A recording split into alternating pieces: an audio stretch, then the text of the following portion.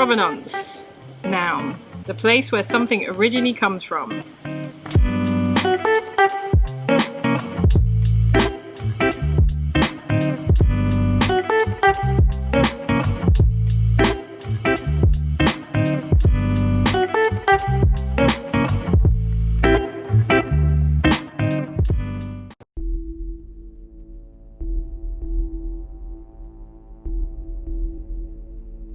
So welcome, it's Shantell. If you're new to the channel, press subscribe and hit that bell button. I think that's the first time I've ever said that.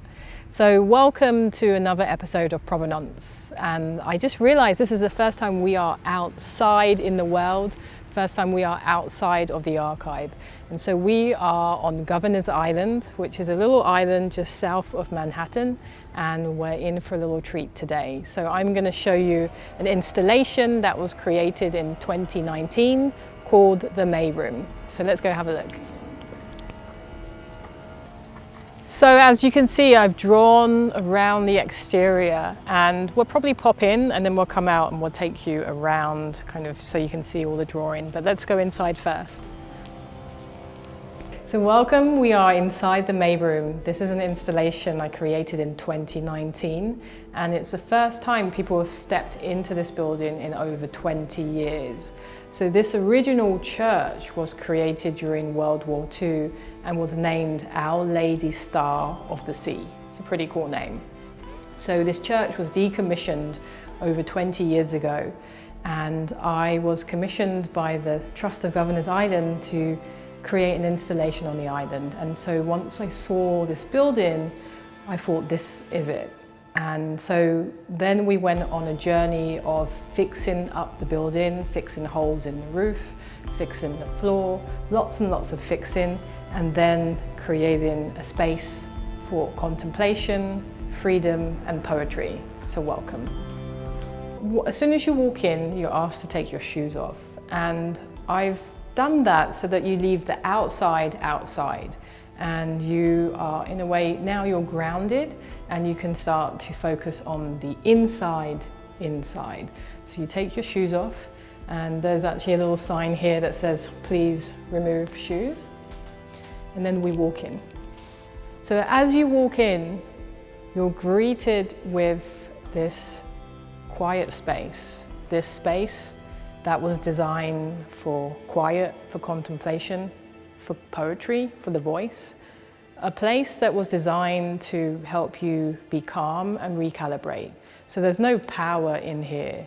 There's only natural light, and it just feels really peaceful. So once you come in, the idea is that you start to walk along the lines. You start to walk through the maze. And there are words on the floor around the maze that say, may you find self. So we walk this line. And the idea here is that we are becoming calm. We are walking and meditating. We are recalibrating ourselves.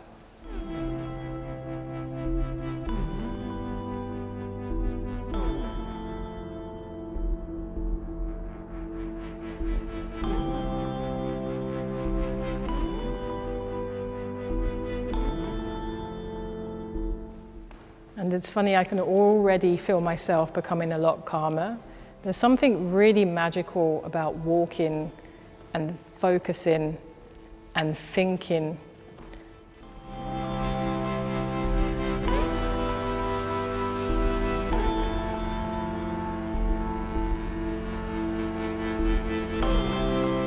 And as you become calm, in a way, you're allowing yourself to have the space and the time to look around and to start to observe and see what's around you. And so I started to look up, and then now I can see that the walls are covered in letters, and these letters are making phrases, and these phrases all begin with the word may. So right now I can see, may we not hide, may you be well. May you be kind.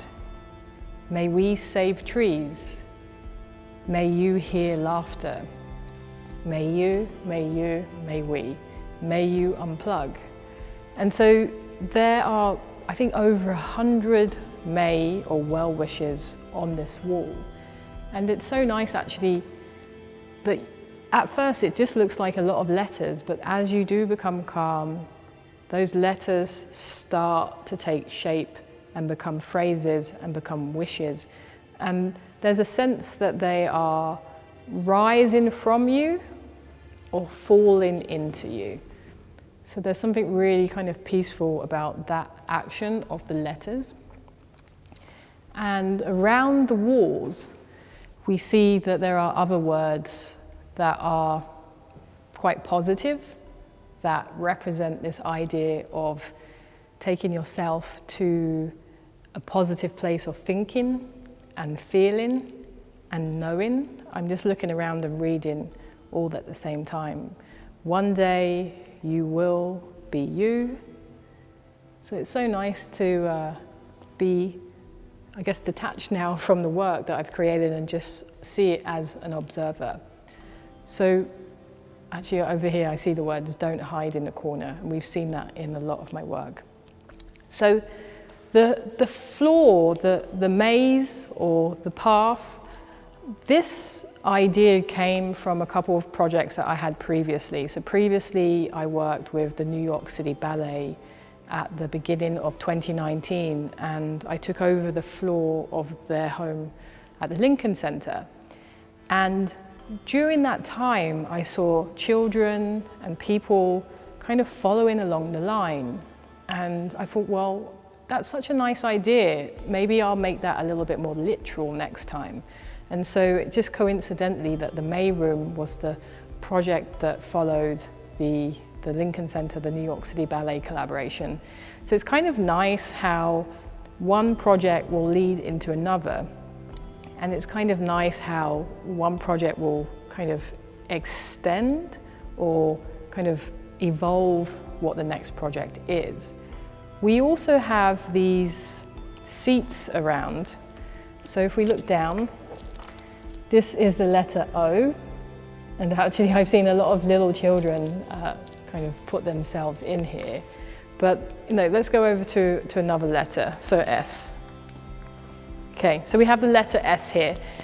This letter S, it weighs probably about 40 or 50 pounds, and it's created by layers and layers and layers of wood. I think probably 16 layers of wood, and then there is a seal that goes over it, and then that seal is painted. And I work with a fabricator in Brooklyn called Pink Sparrow to create these, and you might have noticed these in a few of my past projects. So I did an installation in Denver, downtown Denver, and I had these types of seats that spelled out the words, "Don't you hide." And I also used them again at the installation with the New York City Ballet. So there are some elements within the May Room that have been themes in past projects. So from the seats to the floor to the walls. But what's really nice about in here as well is that there are these beautiful original stained glass windows that were here beforehand. And I wanted to leave those intact so that they would bring the color. So you are walking into this very quiet, very calm black and white space. But then we have these stained glass windows, so at a certain time in the day, in the afternoon, there's such a beautiful cast of colorful light that comes into the room. And I'll find some pictures to show you of that, but it's been really beautiful to see that juxtaposition between this very calm black and white space and the color that comes in. I think also what's been interesting about just experiencing the May Room when people are in here is that kids run in, but there's something calm about them. They're not screaming, they're not shouting, they're curious, they're intrigued, they're searching, they're wandering, they're looking. But there is a sense that they are aware of the type of space that they're in. So let's go over here and look at some maze, because I want to show you something as well. So here we have, for example, may your lights shine, may you find clarity and guidance. So as I said, there's over 100 maze in this wall, and now these maze have what's the right word? Inspired? I guess that's a good word. These maze have inspired other projects. So for example, in my pocket, okay, let me pull these out. In my pocket, I have some key tags that you can buy at the Whitney Museum shop. And these key tags are made by various key tags, but let me bring that forward. Can you see that? So it says, may you find love.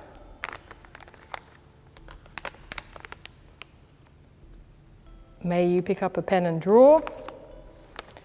May you have a heart full of kindness. So I've started to extract the maze from this installation and implement it into other projects or other products. So you'll find them in these key tags. I've also used them, I think May 2020, I did a project with the Slowdown, where every day for the month of May, I wrote out one of these May wishes. And I think the last place that I used some of the maze is in a micro website that is promoting Shantell sands. And Shantell sands is not out yet, but it's a project that we'll get to know about in the future. But Shantell sands is a typeface that is built or based on my handwriting. And so we created a micro site that features some of the May wishes. So it's really fun to see elements from past projects in here, and then this space now is to see elements from here come into other projects.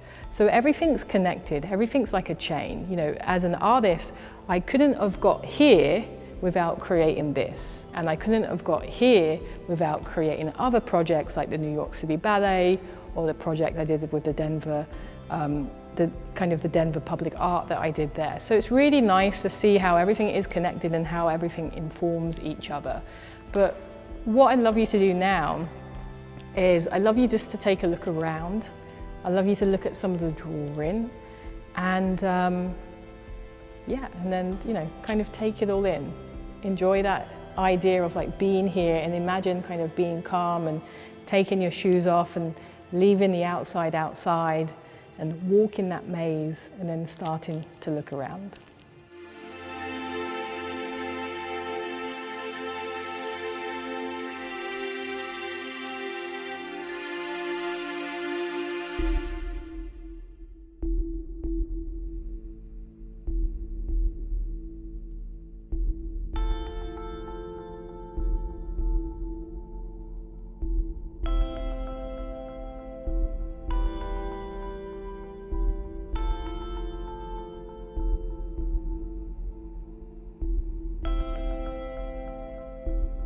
So I hope you enjoy looking around, and now let's take a look around outside.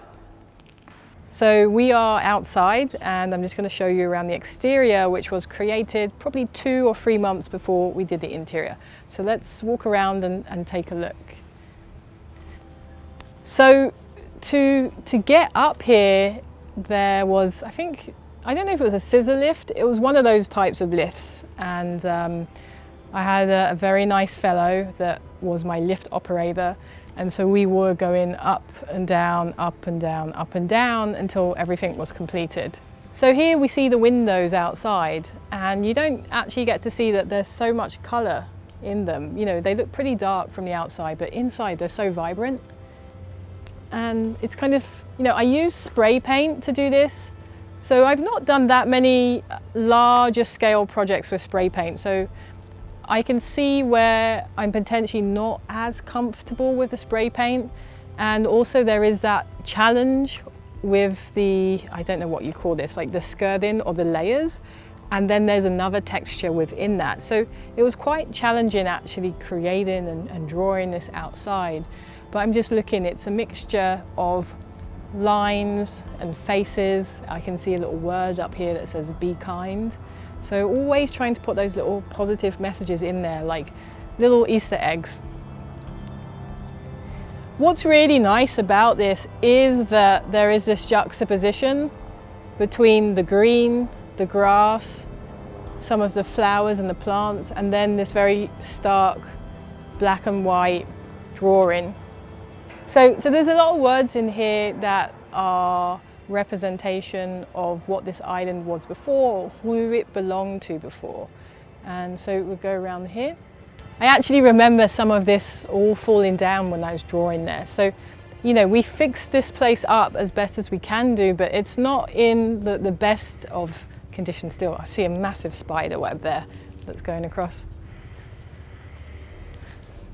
So what's really interesting now is that, I might take a picture of this, but I think what's interesting now is, you know, when kind of nature is coming back, like this is kind of, you almost have this rust that's coming from the pipe. So it's a really nice layer or juxtaposition between trying to keep it super fresh and clean, but then nature kind of playing its role in the architecture in itself.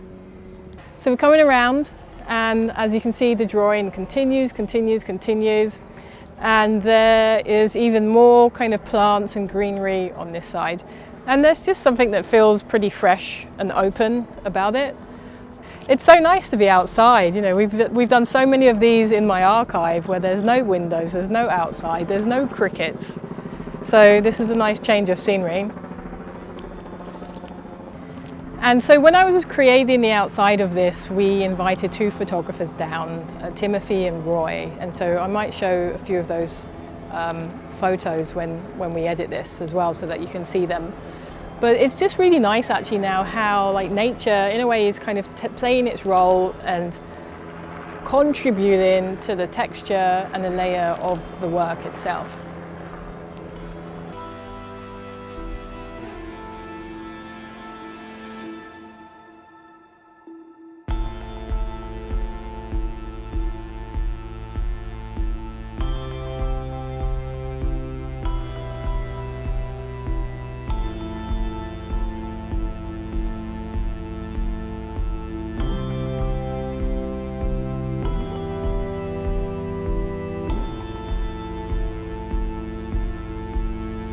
So to explain a little bit more about the history of the island, I'd like you to meet Meredith Johnson.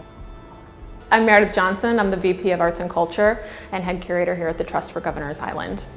Governor's Island is a 172-acre island in New York Harbor, just off the tip of Lower Manhattan, that was originally a smaller glacial island that was used by the Lenape as a fishing camp, and later by the Dutch as agricultural land, until the British took it over as the seat of the British governors until the Revolutionary War, when the US military moved in.